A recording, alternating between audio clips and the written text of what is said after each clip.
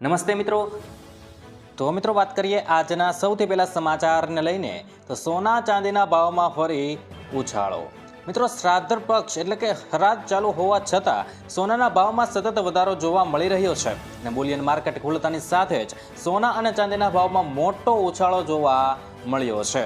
મિત્રો દિલ્હીમાં 24 કેરેટ સોનાનો ભાવ 1,11,444 રૂપિયા છે, જ્યારે મિત્રો અમદાવાદમાં 10 ગ્રામ સોનાનો ભાવ 1,11,340 રૂપિયા છે. મિત્રો ચાંદીનો ભાવ પણ 2300 રૂપિયાનો વધારો જોવા મળ્યો છે અને 1,32,100 રૂપિયા પર ચાંદીનો ભાવ પહોંચી ગયો છે. મિત્રો નિષ્ણાંતોના મતે સોનાના ભાવમાં આ વધઘટ હજુ પણ ચાલુ રહી શકે છે. ત્યાર પછી મિત્રો મહત્વના સમાચાર વિશે આગળ વાત કરીએ તો ખેડૂતો માટે આવ્યા ખુશીના સમાચાર. મિત્રો ખેડૂતોને આર્થિક સુરક્ષા પૂરી પાડવા માટે ખરીફ પાકોની ટેકાના ભાવે ખરીદી કરવા માટે વાવેતર પહેલા જ સરકાર દ્વારા મગફળી, મગ, અડદ અને સોયાબીનના ટેકાના ભાવ જાહેર કરવામાં આવ્યા હતા. ખરીદ પાકોનું ટેકાના ભાવે વેચાણ કરવા ઈચ્છુક ખેડૂતો માટે નોંધણી 1 સપ્ટેમ્બરથી શરૂ કરવામાં આવી છે. મિત્રો રાજ્યના મહત્તમ ખેડૂતો ટેકાના ભાવે ખરીદીનો લાભ મેળવી શકે તે માટે નોંધણીની સમય મર્યાદા 15 સપ્ટેમ્બરથી આગામી 1 અઠવાડિયા સુધી લંબાવવામાં આવી છે. એટલે કે રાજ્યના ખેડૂતો હવે આગામી 22 સપ્ટેમ્બર સુધી ટેકાના ભાવે વેચાણ માટે નોંધણી કરાવી શકશે. ત્યાર પછી મિત્રો મહત્વના સમાચાર વિશે આગળ વાત કરીએ તો જીઓની ખાસ ઓફર. મિત્રો જીઓ તેના 899 રૂપિયાના પ્રીપેડ પ્લાનમાં દૈનિક 2 GB ડેટા સાથે 20 GB વધારાનો ડેટા મફત આપી રહ્યું છે. મિત્રો જેમાં અનલિમિટેડ કોલિંગ, 100 SMS અને 90 દિવસની માન્યતા મળે છે.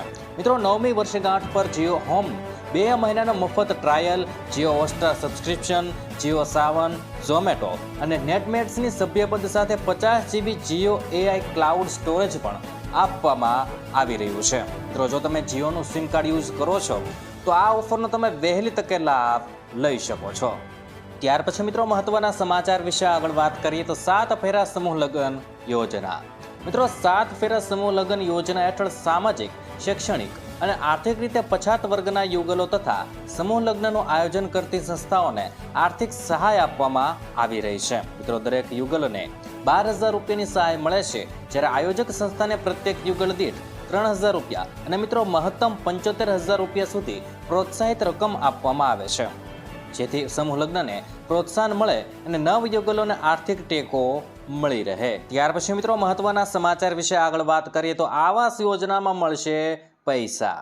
મિત્રો પંડિત દીનદયાળ ઉપાધ્યાય આવાસ યોજના હેઠળ ઘર વિહોણા પછાત વર્ગના લોકોને નવીન મકાન બાંધકામ માટે 1,70,000 રૂપિયા સુધીની આર્થિક સહાય પૂરી પાડવામાં આવે છે. મિત્રો આ યોજનાની પાત્રતા માટે આવક મર્યાદા 6 લાખ રૂપિયા નક્કી કરવામાં આવી છે અને અરજી સાથે જરૂરી દસ્તાવેજો જેમ કે જાતિનો દાખલો, આવકનો પુરાવો, જમીનની માલિકનો વિગતો, રહેઠાણનો પુરાવો વગેરે જોડવા જરૂરી છે. મિત્રો મકાન બાંધકામ પૂરું કરવાની મર્યાદા 2 વર્ષની છે. ત્યાર પછી મિત્રો મહત્વના સમાચાર વિશે આગળ વાત કરીએ તો રેશન કાર્ડમાં 9 વસ્તુ ફ્રી.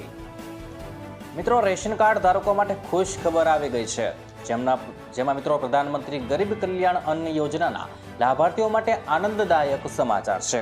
કારણ કે મિત્રો લાભાર્થીઓને 9 વસ્તુઓ મફતમાં મળવાની છે, જેમાં ઘઉં, કઠોળ, ચણા, ખાંડ, મીઠું, તેલ, લોટ, સોયાબીન અને મસાલાનો સમાવેશ થાય છે. જોકે પુરવઠા વિભાગના અધિકારીઓને પણ યોજનાનો યોગ્ય અમલ કરવા સૂચના આપવામાં આવી રહી છે. ત્યાર પછી મિત્રો મહત્વના સમાચાર વિશે આગળ વાત કરીએ તો મફત અકસ્માત વીમો. મિત્રો ખેડૂત ભાઈઓને હવે ખાતર જેવી જરૂરી વસ્તુ ખરીદતી વખતે મફતમાં મળતી નાણાકીય સુરક્ષાનો લાભ મળવાનો છે. ઇફકો દ્વારા શરૂ કરેલી સંકટ હરણ યોજના હેઠળ જો ખેડૂત યુરિયા, નેનો યુરિયા, ડીએપી ખાતર ખરીદે છે તો તેમને રૂપિયા 1 લાખથી લઈને 2 લાખ સુધીનો અકસ્માત વીમો મફતમાં આપવામાં આવશે. જો ખેડૂત 25 બોરી યુરિયા ખરીદે છે તો તેને 1 લાખ રૂપિયા સુધીનો અકસ્માત વીમો મળશે અને જો 200 બોટલ ડીએપી અથવા તો નેનો યુરિયા ખરીદવામાં આવે છે તો 2 લાખ રૂપિયા સુધીનો વીમો ફ્રી મળવાનો છે. તો આ વીમો 1 વર્ષ માટે માન્ય રહેશે અને ખાતર ખરીદ્યા પછીના 1 મહિનાથી તેની ગણતરી શરૂ થવાની છે. ત્યાર પછી મિત્રો મહત્વના સમાચાર વિશે આગળ વાત કરીએ તો વાહન ચાલકો માટે મોટા સમાચાર. મિત્રો વાહન ચાલકો વારંવાર રસ્તા પર થતા અકસ્માત ઓછા કરવા માટે કેન્દ્ર સરકાર એક્શનમાં આવી ગઈ છે. સરકારે કહ્યું છે કે હવે ગાડીઓને થર્ડ પાર્ટી વીમો હોવો ફરજિયાત છે.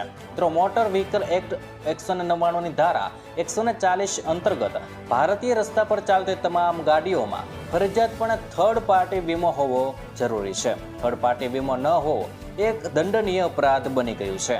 મિત્રો જો કોઈ ઉલ્લંઘન કરે તો નવા નિયમ અનુસાર પહેલીવાર અપરાધ થવા પર 3 મહિનાની જેલ અને 2000 રૂપિયાનો દંડ, જ્યારે મિત્રો બીજી વાર ભૂલ થવા પર તમને 3 મહિનાની જેલ અને 4000 રૂપિયાનો દંડ થઈ શકે છે. ત્યાર પછી મિત્રો આજની હવામાન આગાહી વિશે વાત કરીએ તો ગુજરાતમાં વરસાદની ગતિ ધીમી પડી રહી છે. છેલ્લા 4 દિવસથી વરસાદનું જોર ઘટી ગયું છે અને હવામાન વિભાગે પણ રાજ્યમાં વરસાદનું જોર ઘટવાની આગાહી કરી હતી. મિત્રો છેલ્લા 24 કલાકમાં કેટલાક તાલુકાઓમાં સામાન્ય વરસાદ નોંધાયો છે અને મિત્રો હવામાન વિભાગ દ્વારા હળવાથી મધ્યમ વરસાદની આગાહી કરવામાં આવી છે. જ્યારે મિત્રો આવતીકાલે એટલે કે મિત્રો આજે દક્ષિણ ગુજરાતમાં ગાજવીજ સાથે વરસાદની સંભાવના વ્યક્ત કરવામાં આવી છે. મિત્રો 14 થી 16 સપ્ટેમ્બર સુધી વરસાદની આગાહી. મિત્રો હવામાન વિભાગની આગાહી અનુસાર ગુજરાતના તમામ જિલ્લામાં આગામી 4 દિવસ માટે હળવાથી મધ્યમ વરસાદની શક્યતા વ્યક્ત કરાઈ છે. 2 દિવસથી વરસાદમાં રાહત જોવા મળી રહી છે. જોકે આ રાહત ફક્ત થોડા સમય પૂરતી જ રહેશે, કારણ કે મિત્રો હવામાન વિભાગે આજથી લઈને 16 સપ્ટેમ્બર સુધી રાજ્યના અમુક ભાગોમાં ભારે વરસાદનું યલો એલર્ટ જારી કર્યું છે. મિત્રો આ જિલ્લાઓમાં વરસશે વરસાદ. મિત્રો હવામાન વિભાગની આગાહી મુજબ બંગાળની ખાડીમાં સર્જાયેલી સિસ્ટમના કારણે 14 સપ્ટેમ્બર એટલે કે મિત્રો આજથી ગુજરાતમાં ફરી વરસાદની શરૂઆત થઈ શકે છે. જોકે આ રાઉન્ડ સૌથી વધુ દક્ષિણ ગુજરાત અને સૌરાષ્ટ્રમાં તૂટી પડશે, કારણ કે મિત્રો વલસાડ, તાપી, નવસારી, સુરત સહિત સૌરાષ્ટ્રના વિસ્તારોમાં પોરબંદર, દેવભૂમિ દ્વારકા, ગીર સોમનાથમાં પણ આ વરસાદના રાઉન્ડમાં ભારે વરસાદ વરસી શકે છે.